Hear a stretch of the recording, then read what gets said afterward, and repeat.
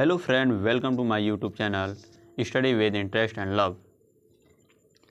आज हम इतिहास की श्रृंखला में कक्षा 8 के पाठ 6 देसी जनता को सभ्य बनाना, राष्ट्र को शिक्षित करना नामक पाठ की फिर से शुरुआत करते हैं। तो चलिए, पहले के अध्यायों में आप देख चुके हैं कि ब्रिटिश शासन के कारण यहाँ के राजाओं और नवाबों, किसानों और आदिवासियों पर किस तरह के प्रभाव पड़े थे। इस अध्याय में हम यह समझने का प्रयास करेंगे कि इन चीज़ों से विद्यार्थियों के जीवन पर क्या असर पड़े। विद्यार्थियों के जीवन को समझना इसलिए ज़रूरी है क्योंकि भारत में अंग्रेज केवल भू क्षेत्र पर विजय और आय पर नियंत्रण ही नहीं चाहते थे। उन्हें लगता था कि उनका एक सांस्कृतिक मिशन भी है। वे मानते थे कि उन्हें देशी समाज को सभ्य बनाना है, उनके रीति रिवाजों और मूल्य मान्यताओं को बदलना है। इसके लिए कौन से बदलाव लाए जाने थे? भारतीयों को शिक्षित, सभ्य और अंग्रेजों की सोच के मुताबिक अच्छी प्रजा बनाने के लिए कौन से कदम उठाने जाने थे? अंग्रेजों के पास भी इन सवालों के कोई बने बनाए जवाब नहीं थे। इन सवालों पर कई दशक तक बहस चलती रही। भाषाविद एक शब्द है जिसका अर्थ होता है एक ऐसा व्यक्ति जो कई भाषाओं का जानकार और विद्यार्थी होता है। अंग्रेज शिक्षा को किस तरह देखते थे? आइए सबसे पहले इस बात पर ध्यान दें कि शिक्षा के क्षेत्र में अंग्रेज क्या सोच रहे थे और शिक्षा के जो विचार हमें आज सहज सामान्य दिखाई देते हैं वे पिछले 200 सालों में किस तरह विकसित हुए। इस पड़ताल के दौरान हम इस बात पर भी विचार करेंगे कि भारतीयों ने ब्रिटिश विचारों पर कैसी प्रतिक्रिया दी और इस बारे में अंग्रेजों के विचार किस तरह विकसित हुए और भारतीयों को कैसे पढ़ाया जाएगा। प्राच्यवाद की परंपरा। सन 1783 में विलियम जोन्स नामक के एक सज्जन कलकत्ता आए। उन्हें ईस्ट इंडिया कंपनी द्वारा स्थापित किए गए सुप्रीम कोर्ट में जूनियर जज के पद पर तैनात किया गया था। कानून का माहिर होने के साथ साथ जोन्स एक भाषाविद भी थे। उन्होंने ऑक्सफोर्ड में ग्रीक और लैटिन का अध्ययन किया था। वे फ्रेंच और अंग्रेजी जानते थे और अपने एक दोस्त से अरबी सीखने के अलावा फारसी भी सीख चुके थे। कलकत्ता में आने के बाद वे रोज़ाना घंटों संस्कृत विद्वानों के साथ बैठकर उनसे संस्कृत की बारीकियां, उसकी व्याकरण और संस्कृत काव्यों पर अध्ययन करने लगे थे। कुछ ही समय में उन्होंने कानून, दर्शन, धर्म, राजनीति, नैतिकता, अंकगणित, चिकित्सा विज्ञान और अन्य विज्ञानों की प्राचीन भारतीय पुस्तकों का अध्ययन करना शुरू कर दिया। जोन्स ने पाया कि उस समय कलकत्ता में तैनात बहुत सारे अंग्रेज अफसर भी उनके जैसी दिलचस्पियां रखते थे। हेनरी टॉमस कोलब्रुक और नैथनियल हॉलहेड भी भारतीय भाषाएं सीखकर संस्कृत व फारसी रचनाओं का अंग्रेजी में अनुवाद कर रहे थे और प्राचीन भारतीय विरासत को समझने के प्रयास में लगे हुए थे। इन लोगों के साथ मिलकर जोन्स ने एशियाटिक सोसाइटी ऑफ बंगाल का गठन किया और एशियाटिक रिसर्च नामक शोध पत्रिका का प्रकाशन शुरू कर दिया। जोन्स और कोलब्रुक भारत के प्रति एक खास तरह का रवैया रखते थे। वे भारत और पश्चिम दोनों की प्राचीन संस्कृतियों के प्रति गहरा आदर भाव रखते थे। उनका मानना था कि भारतीय सभ्यता प्राचीन काल में अपने वैभव के शिखर पर थी, परंतु बाद में उसका पतन होता चला गया। उनकी राय में भारत को समझाने के लिए प्राचीन काल में लिखे गए यहाँ के पवित्र और कानूनी ग्रंथों को खोजना व समझना बहुत ज़रूरी था। उनका मानना था कि हिंदुओं और मुसलमानों के असली विचारों व कानूनों को इन्हीं रचनाओं के जरिए समझा जा सकता है और इन रचनाओं के पुनः अध्ययन से ही भारत के भावी विकास का आधार पैदा हो सकता है। इस तरह जोन्स और कोलब्रुक दोनों ही प्राचीन ग्रंथों को ढूंढने, उसकी व्याख्या करने, अनुवाद करने और ज़्यादा से ज़्यादा लोगों तक अपने नतीजे पहुँचाने में जुट गए। उन्हें विश्वास था कि यह परियोजना न केवल अंग्रेजों को भारतीय संस्कृति से सीखने में मदद देगी, बल्कि भारतीयों को भी अपनी विरासत को दोबारा अपनाने और अतीत के लुप्त वैभव को समझने में मदद देगी। इस प्रक्रिया में अंग्रेज भारतीय संस्कृति के अभिभावक और मालिक दोनों की भूमिकाएं निभा रहे थे। इन प्रयासों और विचारों से प्रभावित होकर कंपनी के बहुत सारे अधिकारियों ने दलीलें दी कि अंग्रेजों को पश्चिमी ज्ञान की बजाय भारतीय ज्ञान को ही प्रोत्साहन देना चाहिए। वे चाहते थे कि प्राचीन भारतीय ग्रंथों के अध्ययन को प्रोत्साहित करने और संस्कृत व फारसी साहित्य व काव्य पढ़ाने के लिए संस्थानों की स्थापना की जाए। इन अधिकारियों का ये भी मानना था कि हिंदुओं और मुसलमानों को वही पढ़ाया जाना चाहिए जिससे वे पहले से ही परिचित हैं और जिसे वे आदर और महत्व देते हैं। उन्हें अनजाने विषयों की शिक्षा न दी जाए। इन अफसरों की राय में केवल तभी अंग्रेज देशी जनता का दिल जीत सकते हैं, केवल तभी अजनबी शासक अपनी प्रजा के आदर की उम्मीद कर सकते हैं। इस बात को ध्यान में रखते हुए 1781 में 1781 में अरबी फारसी इस्लामिक कानून के अध्ययन को बढ़ावा देने के लिए कलकत्ता में एक मदरसा खोला गया। 1791 में बनारस में हिंदू कॉलेज की स्थापना की गई ताकि वहां प्राचीन संस्कृत ग्रंथों की शिक्षा दी जा सके, देश का शासन चलाने में मदद मिले। परंतु कंपनी के सभी अफसर इन विचारों से सहमत नहीं थे। इनमें से बहुत सारे प्राच्यवादियों के कटु आलोचक भी थे। पूरब की जघन्य गलतियां। 19वीं सदी की शुरुआत से ही बहुत सारे अंग्रेज अफसर शिक्षा के प्राच्यवादी दृष्टिकोण की आलोचना करने लगे थे। उनका कहना था कि पूर्वी समाजों का ज्ञान त्रुटियों से भरा हुआ और अवैज्ञानिक है। उनके मुताबिक पूर्वी साहित्य अगंभीर और सतही था। इसलिए उन्होंने दलील दी कि अंग्रेजों को अरबी और संस्कृत भाषा व साहित्य के अध्ययन को बढ़ावा देने पर इतना खर्च नहीं करना चाहिए। प्राच्यवादियों का हमला करने वालों में जेम्स मिल प्रमुख थे। उनका विश्वास था कि अंग्रेजों को देसी जनता को खुश करने और उसका दिल जीतने के लिए जनता की इच्छा के हिसाब से या उनकी भावनाओं को ध्यान में रखते हुए शिक्षा नहीं देनी चाहिए। उनकी राय में शिक्षा के जरिए उपयोगी और व्यावहारिक चीज़ों का ज्ञान दिया जाना चाहिए। इसलिए भारतीयों को पूर्वी समाजों के काव्य और धार्मिक साहित्य की बजाय ये पढ़ाया जाना चाहिए कि पश्चिम ने किस तरह की वैज्ञानिक और तकनीकी सफलताएं हासिल कर ली हैं। ऊपर कुछ शब्द हैं जिनके अर्थ हम बता दें। प्राच्यवादी, एशिया की भाषा और संस्कृति का गहन ज्ञान रखने वाले लोग, इन लोगों को प्राच्यवादी बोला जाता था। मुंशी, एक ऐसा व्यक्ति जो फारसी पढ़ना लिखना और पढ़ाना जानता हो। वर्नाकुलर, यह शब्द आमतौर पर मानक भाषा से अलग किसी स्थानीय भाषा या बोली के लिए इस्तेमाल किया जाता है।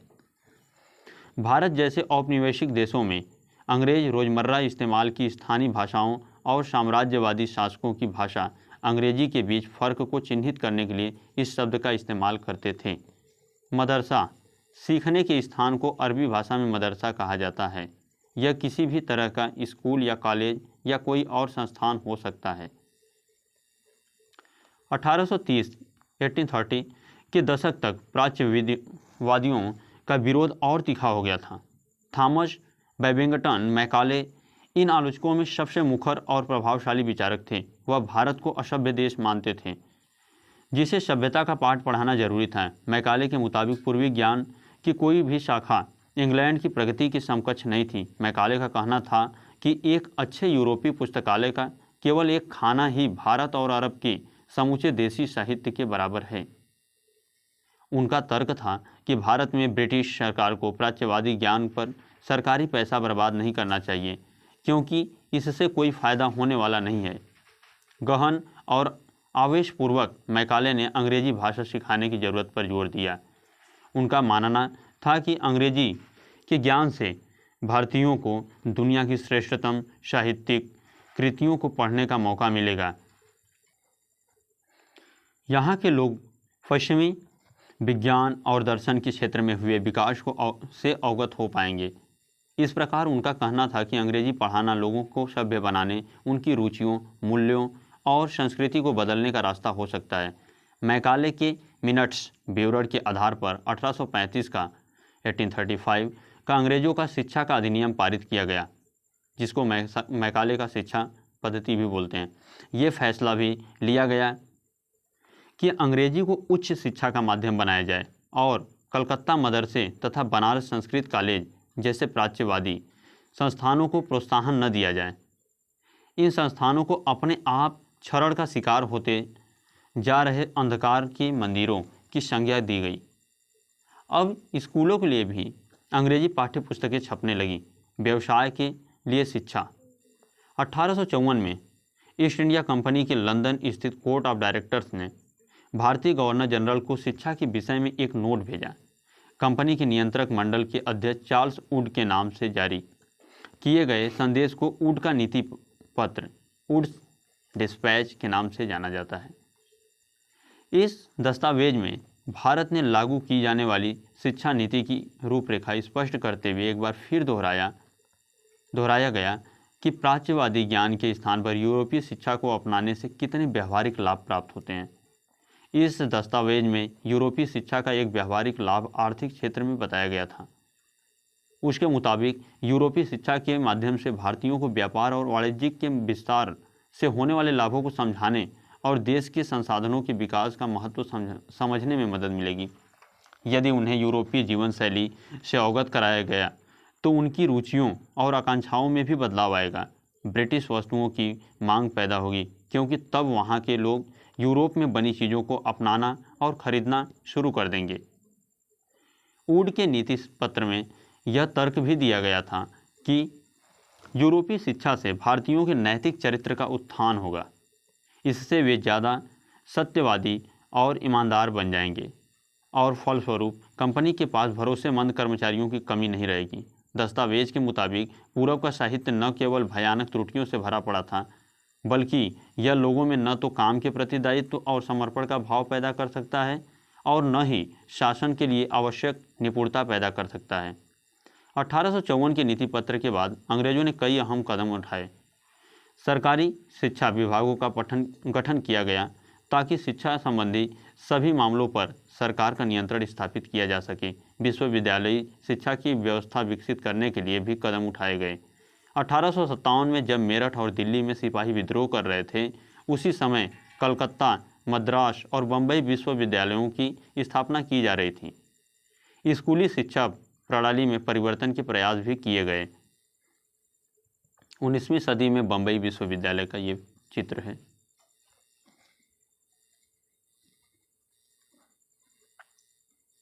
नैतिक शिक्षा की मांग। 19वीं सदी में भारत में सक्रिय ईसाई प्रचारकों ने व्यावहारिक शिक्षा के पक्ष में दिए जा रहे तर्कों का घोर विरोध किया। प्रचारकों का मानना था कि शिक्षा का उद्देश्य लोगों के नैतिक चरित्र में सुधार लाना होता है और नैतिकता उत्थान केवल ईसाई शिक्षा के जरिए ही संभव है। 1813 तक ईस्ट इंडिया कंपनी भारत में प्रचारक गतिविधियों के विरुद्ध थी। कंपनी को भय था कि प्रचारकों की गतिविधियों की वजह से स्थानीय जनता के बीच असंतोष पैदा होगा और लोग भारत में अंग्रेजों की उपस्थिति को शक की नज़र से देखने लगेंगे। ब्रिटिश नियंत्रण वाले भू क्षेत्रों में अपनी संस्थाएं न खोल पाने की वजह से प्रचारकों ने अंततः श्रीरामपुर में अपना मिशन खोला। यह इलाका डेनिश ईस्ट इंडिया कंपनी के नियंत्रण में आता था।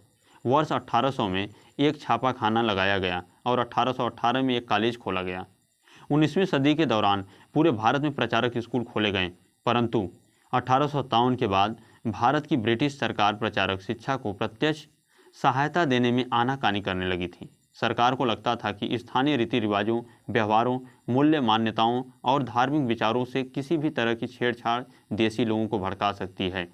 चित्र 6 में आप देख सकते हैं स्कॉटलैंड के ईसाई प्रचारक विलियम केरे, जिसने श्रीरामपुर मिशन की स्थापना में मदद की। नीचे आप चित्र देख सकते हैं कलकत्ता के पास हुगली के तट पर स्थित श्रीरामपुर कॉलेज का। स्थानीय पाठशालाओं का क्या हुआ? क्या आपको कुछ अंदाजा है कि अंग्रेजों से पहले यहाँ बच्चों को किस तरह पढ़ाया जाता था? क्या आपने कभी सोचा है कि उस समय बच्चे स्कूल जाते भी थे या नहीं? और अगर स्कूल थे तो ब्रिटिश शासन के तहत उनका क्या हुआ? ये ग्रामीण पाठशाला चित्र 8 में आप देख सकते हैं।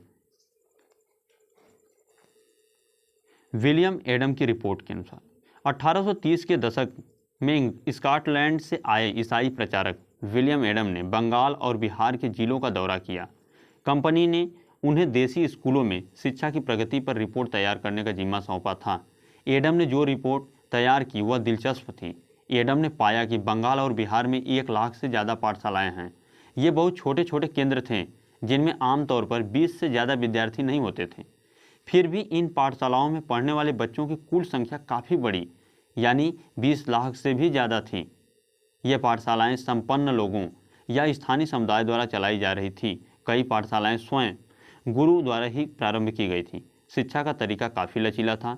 आज आप जिन चीज़ों को स्कूलों से उम्मीद करते हैं, उनमें से कुछ चीज़ें उस समय की पाठशालाओं में भी मौजूद थी। बच्चों की फीस निश्चित नहीं थी, छपी हुई किताबें नहीं होती थी, पाठशाला की इमारत अलग से नहीं बनाई जाती थी, बेंच और कुर्सियां नहीं होती थी, ब्लैक बोर्ड नहीं होते थे, अलग से कक्षाएं लेने, बच्चों की हाजिरी लेने का कोई इंतजाम नहीं होता था। सालाना इम्तिहान और नियमित समय सारणी जैसी कोई व्यवस्था नहीं थी।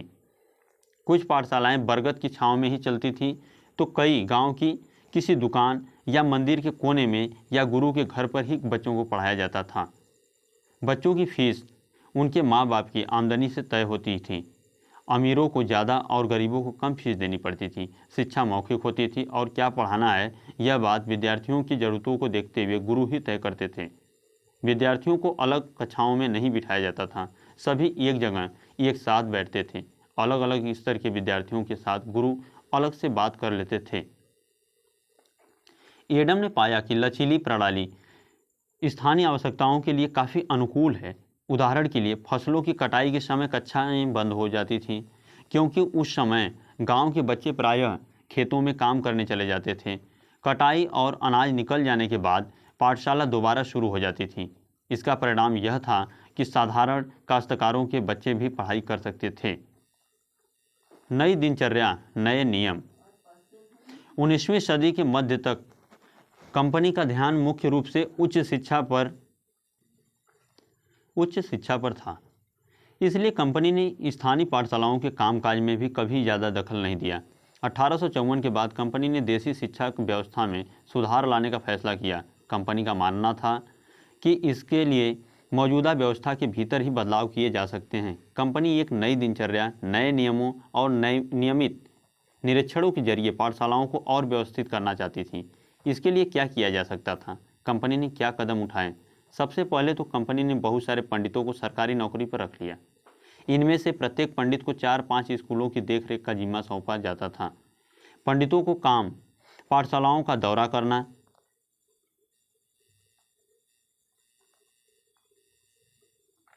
करना और वहां अध्यापन की स्थितियों में सुधार लाना था।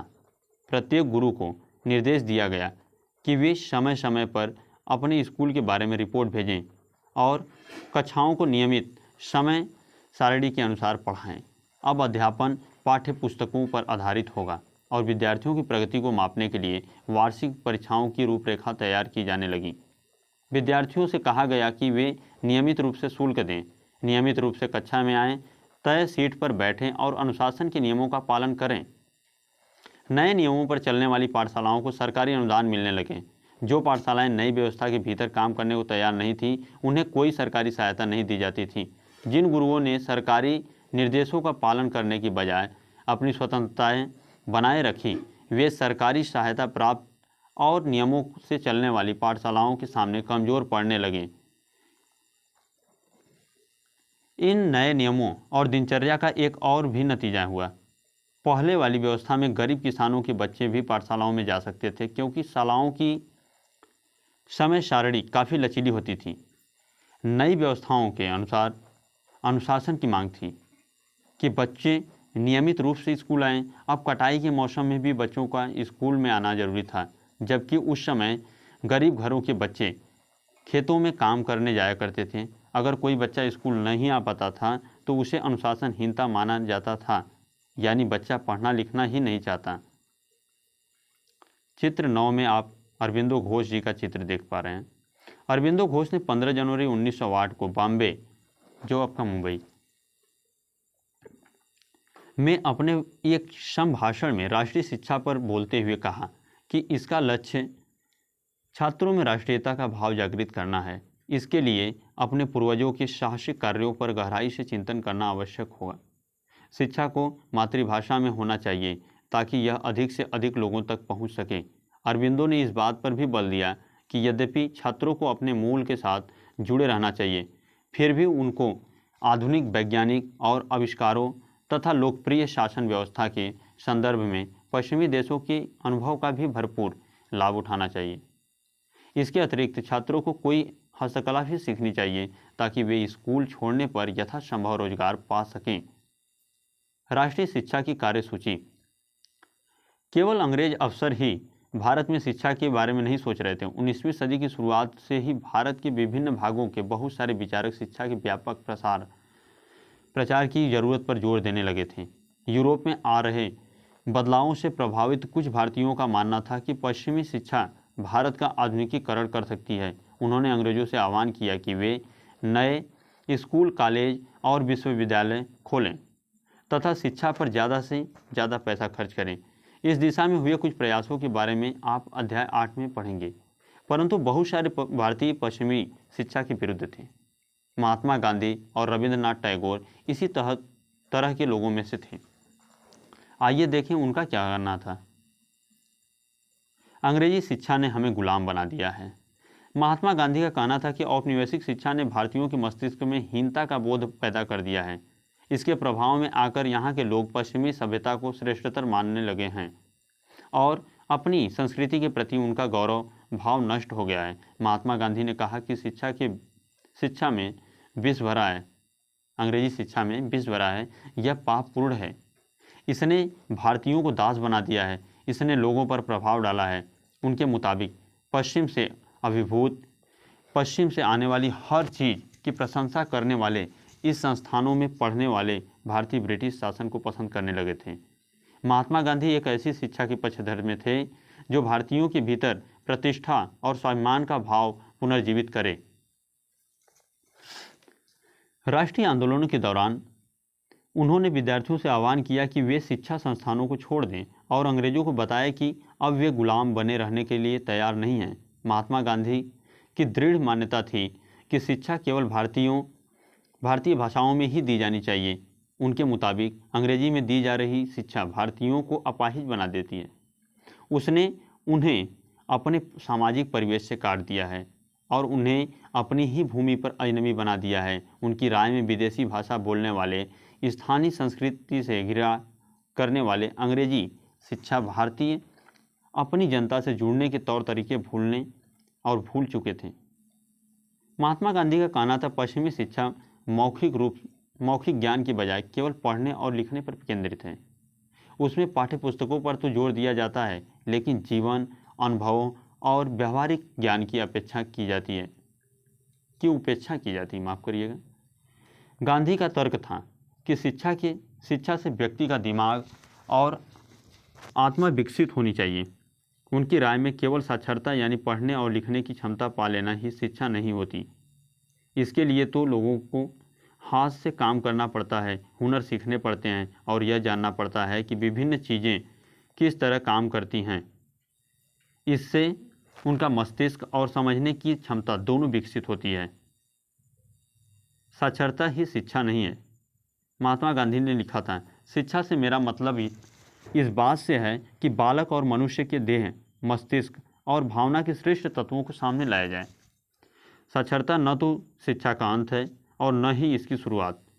यह तो केवल एक साधन है जिसके जरिए पुरुषों और महिलाओं को शिक्षा दी जा सकती है। साक्षरता अपने आप में शिक्षा नहीं होती। लिहाजा मैं बच्चों को शिक्षित करते हुए सबसे पहले उन्हें कोई उपयोगी हस्तकौशल सिखाऊंगा और उन्हें शुरू से ही कुछ रचने पैदा करने के लिए तैयार करूंगा। मेरा मानना है कि दिमाग और आत्मा का सर्वोच्च विकास इस तरह की शिक्षा में ही संभव है। प्रत्येक हस्तकौशल आज की तरह केवल यांत्रिक ढंग से ही नहीं बल्कि वैज्ञानिक ढंग से पढ़ाया जाना चाहिए। यानी बच्चे को प्रत्येक प्रक्रिया की क्यों और किस लिए का पता होना चाहिए। जैसे जैसे राष्ट्रीय भावना का प्रचार हुआ, कई दूसरे विचारक भी एक ऐसी राष्ट्रीय शिक्षा प्रणाली के बारे में सोचने लगे जो अंग्रेजों द्वारा स्थापित की गई व्यवस्था से आमूल तौर पर भिन्न हो। टैगोर का शांति निकेतन। आप में से बहुत सारे दोस्तों ने शांति निकेतन के बारे में सुना होगा। क्या आप जानते हैं कि इसकी स्थापना किसने और क्यों की थी? रविंद्रनाथ टैगोर ने यह संस्था 1901 में शुरू की थी। टैगोर जब बच्चे थे तो स्कूल जाने से पहले बहुत चिढ़ते थे। वहाँ उनका दम घुटता था। उन्हें स्कूल का माहौल दमनकारी लगता था। टैगोर को ऐसे लगता था मानो स्कूल कोई जेल हो, क्योंकि वहाँ बच्चे मनचाहा कभी नहीं कर पाते थे। जब दूसरे बच्चे शिक्षक को सुन रहे होते थे, टैगोर का दिमाग कहीं और भटक रहा होता था। कलकत्ता के अपने स्कूल जीवन के अनुभवों ने शिक्षा के बारे में टैगोर के विचारों को काफ़ी प्रभावित किया। जब वे बड़े हुए तो उन्होंने एक ऐसा स्कूल खोलने के बारे में सोचा जहां बच्चे खुश रह सकें, जहां वे मुक्त और रचनाशील हों, जहां वे अपने विचारों और आकांक्षाओं को समझ सकें। टैगोर को लगता था कि बचपन का समय अपने आप सीखने का समय होना चाहिए। वह अंग्रेजों द्वारा स्थापित की गई शिक्षा व्यवस्था के कड़े और बंधनकारी अनुशासन से मुक्त होना चाहिए। शिक्षक कल्पनाशील हो, बच्चों को समझते हों और उनके अंदर उत्सुकता, जानने की चाह विकसित करने में मदद दें। टैगोर के मुताबिक वर्तमान स्कूल बच्चे की रचनाशीलता, चकित होने के उसके स्वाभाविक गुण को मार देते हैं। टैगोर का मानना था कि सृजनात्मक शिक्षा को केवल प्राकृतिक परिवेश में ही प्रोत्साहित किया जा सकता है। इसलिए उन्होंने कलकत्ता से 100 किलोमीटर दूर एक ग्रामीण परिवेश में अपना स्कूल खोलने का फैसला लिया। उन्हें यह जगह निर्मल शांति से भरी शांति निकेतन दिखाई दी, जहां प्रकृति के साथ जीते हुए बच्चे अपनी स्वाभाविक सृजनात्मक मेधा को और विकसित कर सकते थे। बहुत सारे मामलों में टैगोर और गांधी शिक्षा के बारे में कमोबेश एक जैसी रखते थे, लेकिन दोनों के बीच फर्क भी थे। गांधी जी पश्चिमी सभ्यता और मशीनों व प्रौद्योगिकी की उपासना की कट्टर आलोचक थे। टैगोर आधुनिक पश्चिमी सभ्यता और भारतीय परंपरा के श्रेष्ठ तत्वों का सम्मिश्रण चाहते थे। उन्होंने शांति निकेतन में कला, संगीत और नृत्य के साथ साथ विज्ञान और प्रौद्योगिकी की शिक्षा पर भी जोर दिया। इस प्रकार बहुत सारे लोग इस बारे में सोचने लगे थे कि एक राष्ट्रीय शिक्षा प्रणाली की रूपरेखा क्या होनी चाहिए। कुछ लोग अंग्रेजों द्वारा स्थापित की गई व्यवस्था में परिवर्तन चाहते थे। उनका मानना था कि इसी व्यवस्था को इस तरह फैलाया जाना चाहिए कि इसमें ज़्यादा से ज़्यादा लोगों को पढ़ने के मौके मिले। इसके विपरीत बहुत सारे लोग ऐसे भी थे जो एक वैकल्पिक व्यवस्था चाहते थे, ताकि बच्चों को सच्चे अर्थों में राष्ट्रीय संस्कृति की शिक्षा दी जा सके। कौन तय करे सच्चे अर्थों में राष्ट्रीय क्या होता है? इस राष्ट्रीय शिक्षा की बहस स्वतंत्रता के बाद भी जारी रही। चित्र 12 में आप देख पा रहे हैं, कोयम्बटूर के एक प्रचारक स्कूल में खेल रहे बच्चे। 20वीं सदी का प्रारंभ। 19वीं सदी के मध्य तक ईसाई प्रचारक और भारतीय सुधारवादी संगठन लड़कियों के लिए स्कूल खोलने लगे थे। तो आज ये पाठ समाप्त होता है और नीचे पाठ के ही आधार पर कुछ अभ्यास प्रश्न दिए हुए हैं, जिन्हें आप स्वयं करने का प्रयास करें। और पाठ कैसा लगा आज का वीडियो, इसे कमेंट बॉक्स में लिखें, और अच्छा लगा हो तो इसे लाइक करें और शेयर करें, चैनल को सब्सक्राइब करें।